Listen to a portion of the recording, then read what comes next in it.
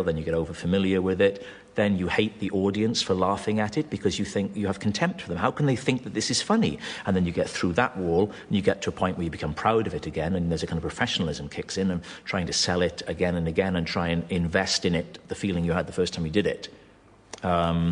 So no, I don't think you get the same feelings as a performer. Don't you think it's a buzz that people want more and more of? Oh yeah. You know, when you do a great gig, when you do a great thing live, there is nothing like it. There is nothing like it. It's better than the best sex. It really is. Because it is sex. That's in there. That's part of it, you know.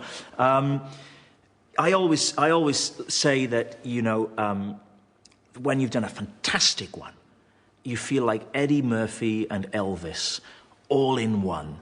You are king. All the troubles in your life are gone. Everything is great. It's released this thing in your brain. You feel great. But 20 minutes later, you're in the car and you're going home. And you go, oh, God, it's gone. I've got to do it again. And I always used to wish, couldn't we just bottle that one performance and just get that one performance out there forever? Because I was great. That was fantastic. And I want that to have... There was that heckle came, and I came back at it with this brilliant line, and the place erupted. They didn't know I've done that put down before. They thought it was the first time I've ever thought of it, yes. And it's that horror. It hits you like a wall.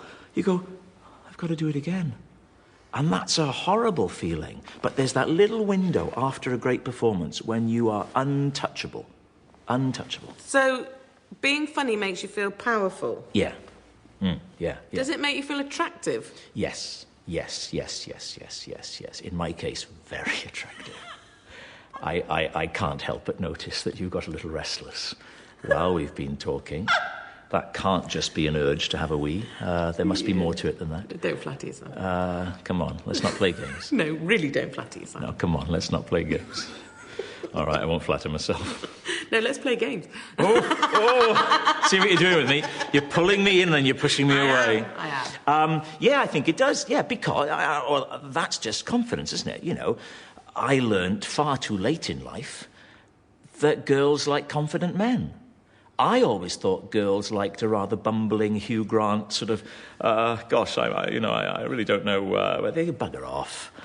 But blokes, you know, it's like with blokes when like a bloke is rich and successful and someone says, someone says, of course, a woman would say, that girl's only with you because of, what you've done. And the bloke will always go, okay.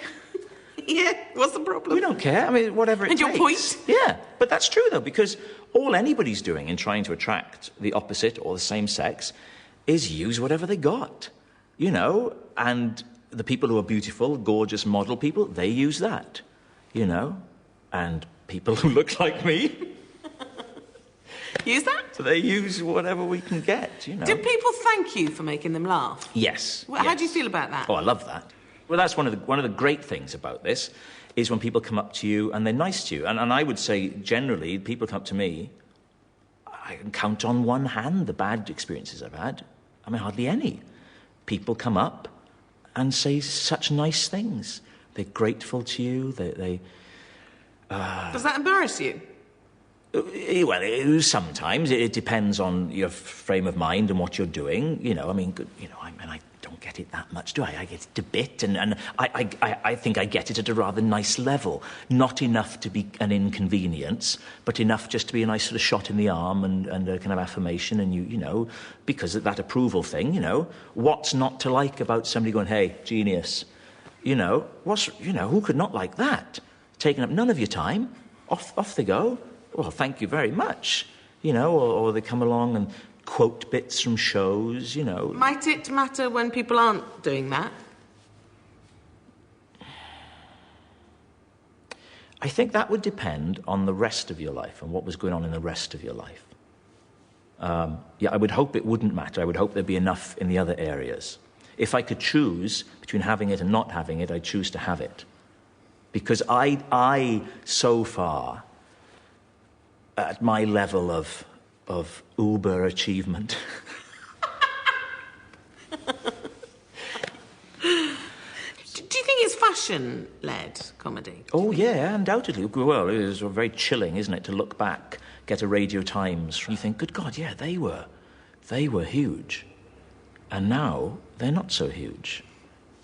Which is why I do so many different things, which is why I do some straight acting and my voiceovers Yes. and my corporates. Yes, Just I'm because amazed that you've managed to keep all of it happening, actually, Rob. You're rare. You're getting paid, Yeah. and thank you very much for it, and long may it continue, and I quite enjoy that side of the business. You get some buffoons, but I quite like doing voiceovers for things, and I quite like doing corporates, hosting award ceremonies. You've got a little audience there, you're handsomely paid. You get your little fix of, hello, welcome to so-and-so, 10 minutes of gags. Maybe put a new gag in you want to try out. And people are pleased to see you generally. Generally, I do that. And you do it, and you go home. And I don't have a problem with that, really, Have you ever seen someone performing that you think, well, there's no point continuing, she's the best? Yes. Who? Yes. Peter Kay. Peter Kay is a force of nature, really. Just a funny man, confident. He is a great example of the comedian as leader. We all know what they say, that the audience have to feel secure to laugh. They have to look at you and feel that you know what you're doing. And Peter is, classic of that, because he comes out so sure of himself. Great rapport with the audience. Yes, I watched Peter and thought, well, what's the point? And there are others too. Then there are others you go and watch, and you see them, and they're filling out massive places, and you kind of go, wow. And you think that it's great, but you kind of go, wow, what is this?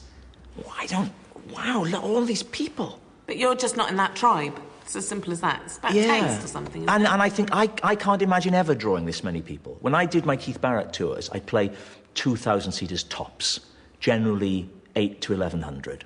That's a lovely size, a few years ago I'd have gone, wow. But of course you get to that and you go, oh, why am I not playing the bigger places? But I've been to these bigger venues and I've gone, there will never be this many people who go, yeah, let's go and see Rob Brydon on that night. I just can't imagine a world where that could happen. Would you like it to, though? For your ego, maybe? Well, yeah, I suppose I would for a bit, but not a great burning... I wish I had more burning ambitions, because I could answer so many of these questions by saying, not in a burning way, that procrastinating thing, and I wish I didn't. I wish I really did. Yes, I'm going to show them. But I kind of go, well, not really. That would be very ugly, Rob. Yeah. Because there's something about you that is very cool. And I think it's your utter uncoolness about these things that makes you cool. And that's the end of it. I'm trying to work out now where... No, it's a compliment. Okay. Leave it as that. Thank you. Now, do you know yourself?